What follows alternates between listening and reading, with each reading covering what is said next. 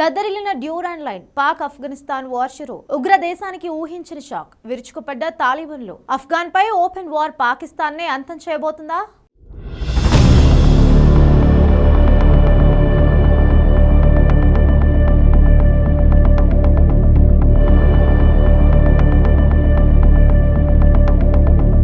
పాకిస్తాన్ తాలిబాన్ల మధ్య రాత్రంతా భీకర దాడులు కొనసాగుతున్నాయి. పాకిస్తాన్ ఎయిర్ ఫోర్స్ ఆఫ్ఘనిస్తాన్లో పలు ప్రాంతాల్లో బాంబు దాడులు చేసింది. పిరికిపంద పాకిస్తాన్ సైన్యం కాబుల్, కాందహార్, పక్తియాలో కొన్ని ప్రాంతాల్లో బాంబులు కురిపించిందని తాలిబాన్ ప్రతినిధి అన్నారు. దేవుడి దయ వల్ల ఎవరికీ ఎలాంటి నష్టం జరగలేదని పేర్కొన్నారు. మరోవైపు వీటన్నిటికీ ఆఫ్ఘనిస్తాన్ ప్రభుత్వం కారణమని, ఇక యుద్ధం మొదలైందని పాకిస్తాన్ మంత్రి ఖవాజా ఆసిఫ్ కీలక ప్రకటన చేశారు.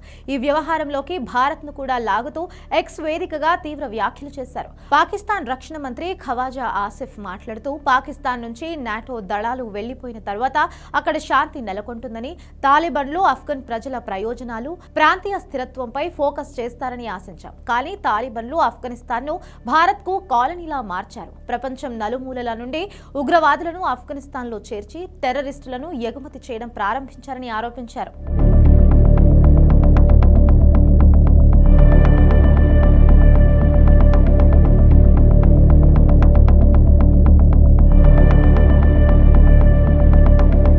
ఆఫ్ఘాన్ పై పాక్ చేపట్టిన వైమానిక దాడులకు ఆపరేషన్ గజబ్ లిల్హాక్ పేరును పెట్టింది. దీని సత్యాగ్రహం అని అర్థం.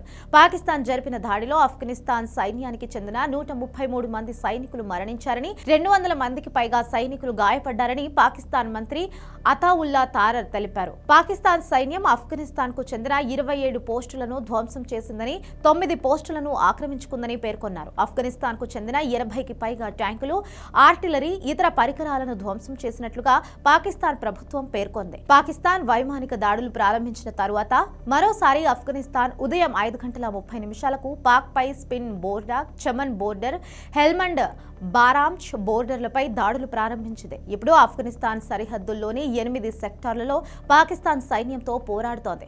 ఆఫ్ఘనిస్తాన్ రక్షణ మంత్రిత్వ శాఖ ప్రకారం పాకిస్తాన్ పై ఆఫ్ఘనిస్తాన్ దాడులు ప్రారంభించిన తరువాత వారి సైనికులు 8 మంది మరణించగా 13 మంది గాయపడ్డారు. కాబుల్, కాదహర్, పక్తికాలోని సైనిక స్థావరాలపై జరిగిన వైమానిక దాడుల్లో ఏ ఒక్క ఆఫ్ఘన్ పౌరుడు లేదా సైనికుడు మరణించలేదని స్పష్టం చేసింది.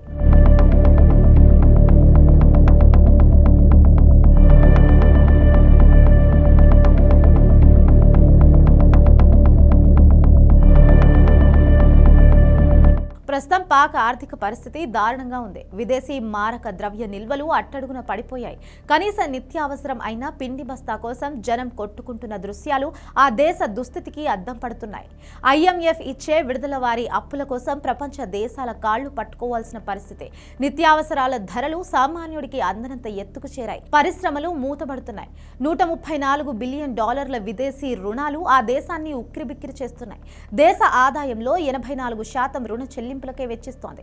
ఇది సరిపోదన్నట్టు సొంత గడ్డపైనే వేర్పాటువాదం హెచ్చరిల్లుతోంది. ఖైబర్ పఖ్తుంఖ్వా ప్రావిన్సుల్లో టీటీపీ, బలూచిస్తాన్లో బలూచి లిబరేషన్ ఆర్మీ, సింధ్ ప్రావిన్సుల్లో సింధు దేశ్ వంటి గ్రూపులు పాక్ ని ఉక్కిరిబిక్కిరి చేస్తున్నాయి.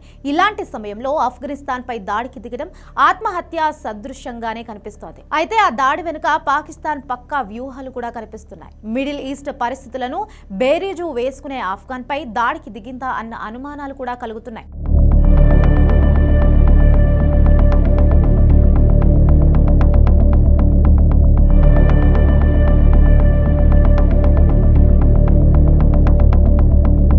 ప్రస్తుతం పశ్చిమాసియాలో తీవ్ర ఉద్రిక్తకర పరిస్థితులున్నాయి. ఇరాన్పై ఎప్పుడైనా దాడి చేయడానికి అమెరికా సిద్ధంగా ఉంది.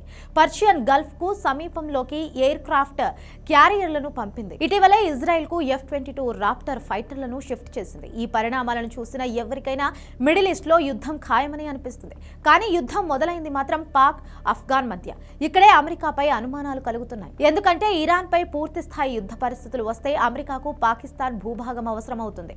ఇండో పసిఫిక్ లో దీంతో కీలక మిలిటరీ స్థావరం డియోగో గాల్సియాను ఇరాన్పై దాడులకు ఇచ్చేది లేదని బ్రిటన్ తేల్చి చెప్పేసింది.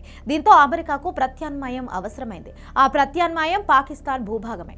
అక్కడి నుంచి ఇరాన్పై దాడి చేయడం సులభం అవుతుంది కూడా. ఈ క్రమంలోనే ఆఫ్ఘనిస్తాన్పై దాడికి సహకరిస్తామని హామీ ఇచ్చి ఉండొచ్చు. తన వెనుక అమెరికా ఉందన్న ధైర్యంతోనే ఆఫ్ఘనిస్తాన్తో ఓపెన్ వార్ ప్రకటించి ఉండొచ్చు. అదే నిజమైతే ఈ వివాదంలోకి ఎప్పుడైనా అమెరికా ఎంట్రీ ఇవ్వచ్చు. సో ఈ దాడి వెనుక ఏదో ఒక పెద్ద కుట్రే ఉంది. అది త్వరలోనే బట్టబయలవుతుంది.